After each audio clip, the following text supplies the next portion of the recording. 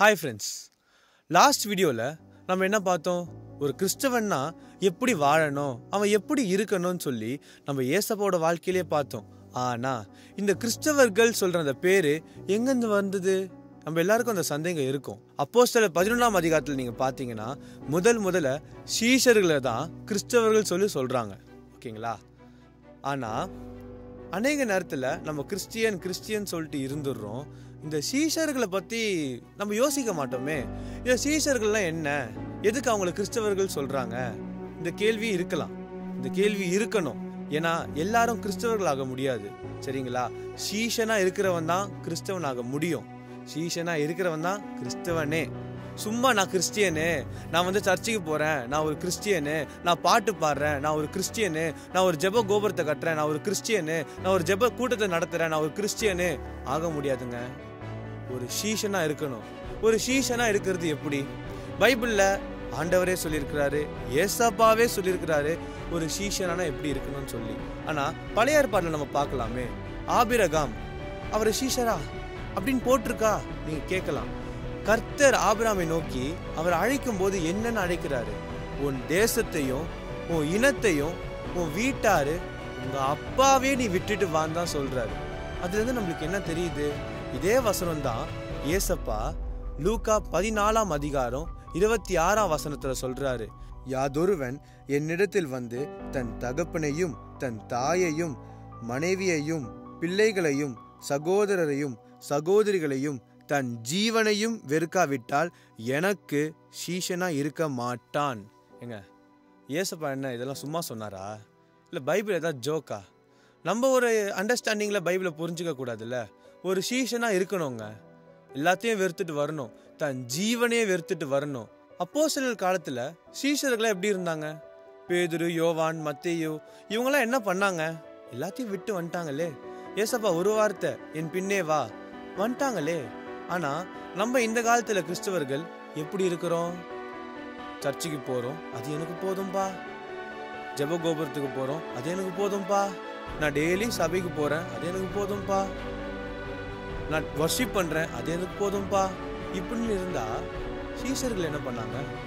சீஷர்கள் அந்த காலத்தில் ஊர் ஊராக போயிட்டு கச்சேரியாக நடத்துனாங்க? இல்லை ஒரு ஊராக போயிட்டு கான்சர்ட் வச்சாங்களா? இல்லைல்ல. அதுக்கு மூலியமாக அவங்க ஆத்மாவை ரசிக்கலையே. ஏசப்பா என்ன சொல்றாரு? ஒரு சீஷன் தான் ஒரு சீஷனை உருவாக்க முடியும். சும்மா யோசிங்களேன். நான் ஒரு பிளம்பராக இருந்துக்கிட்டு ஒரு ஸ்டூடெண்ட்டுக்கு போயிட்டு நீ டாக்டருக்கு படிக்கணும்னு சொல்லிட்டு நான் டாக்டர் பாடத்தை சொல்லிக் கொடுக்க முடியுமா?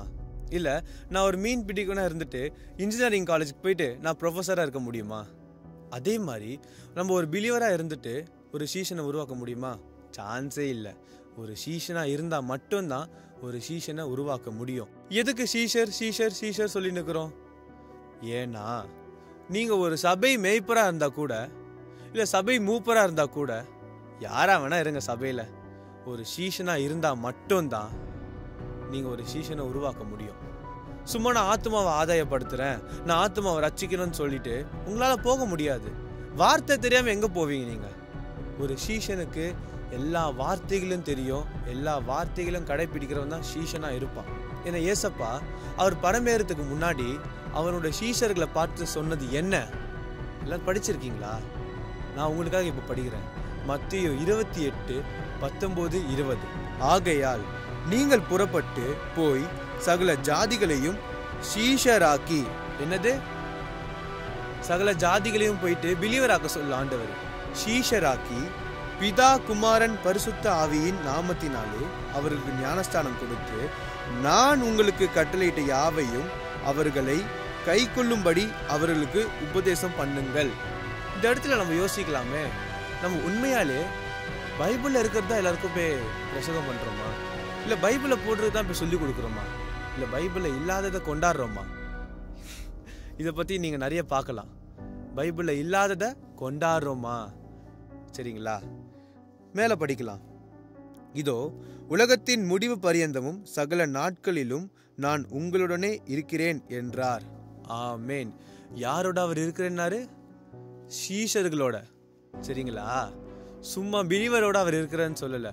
நீங்கள் சீஷனாக இருப்பீங்கன்னா நான் உங்களோட இருக்கிறேன்.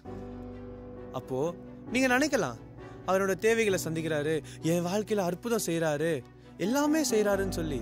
ஆனா அதை வச்சுட்டு அவர் நம்ம மேல பிரியமா இருக்கிறாரு இல்லைங்க. அவருடைய கட்டளைகளை கை கொள்ளணும், அவருடைய வார்த்தைகளை கடைபிடிக்கணும். அப்போதான் அவர் நம்மள பிரியமா இருக்கிறாரு சொல்றாருங்க. இது நான் சொல்லலைங்க, பைபிள் சொல்லுது. நீங்க மனம் திரும்பி கிறிஸ்துவுக்குள்ள வந்துட்டீங்களா? அப்போ நீங்க யாரு? நான் ஒரு விசுவாசி. ஆமா, நீங்க விசுவாசி தான். ஆனா உங்க வேலை என்ன? உங்களுக்கு கொடுக்கப்பட்ட வேலை எப்படிப்பட்ட வேலை? சீஷர்கள் ஆகணும். நீங்களும் சரி, பேசுற நானும் சரி, சீஷர்கள் ஆகணும். அதை நான் முன்னாடியே சொன்னேன்ல, கிறிஸ்தவர்களா நீங்க இருந்தீங்கன்னா நீங்க சீஷரா இருக்க முடியாது. ஆனா நீங்க ஒரு சீஷனா இருந்தாதான் ஒரு கிறிஸ்தவனா இருக்க முடியும். இது நான் சொல்லல, பைபிள் தான் சொல்லுது. பைபிளை ஒழுங்கா படிச்சீங்கன்னா உங்களுக்கே தெரியும். பழைய ஏற்பாடுல இருந்து புதிய ஏற்பாடு வரைக்கும் ஒவ்வொரு கேரக்டர் நீங்க பாருங்களேன். ஆபிரகாம்ல இருந்து பவுல் வரைக்கும் நீங்க பாருங்களேன். எல்லாரும் அவங்க இஷ்டப்படி செய்யலங்க, எல்லாமே கர்த்தருடைய சித்தத்தின்படி செஞ்சாங்க. எல்லாத்தையும் விட்டுட்டு வந்தாங்க. அதனால்தான் அவங்க வாழ்க்கையில கர்த்தர் இருந்தாரு. இன்னும் உங்களுக்கு புரியுற மாதிரி கடைசியா ஒரு வசனத்தோட முடிக்கிறேன். லூக்கா 14:33.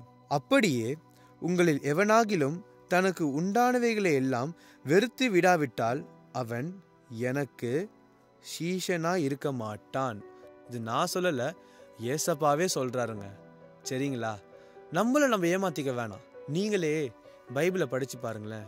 நீங்க யாருன்னு உங்களுக்கு தெரியும். நீங்க மனம் திரும்பிட்டு நீங்க பண்ண வேண்டிய வேலை என்னன்னு உங்களுக்கு தெரியும். பைபிளை படிச்சா உங்களுக்கு நல்லா தெரியுங்க. நம்ம கிறிஸ்தவர்கள் இல்லை, சீஷரா இருக்கணும்.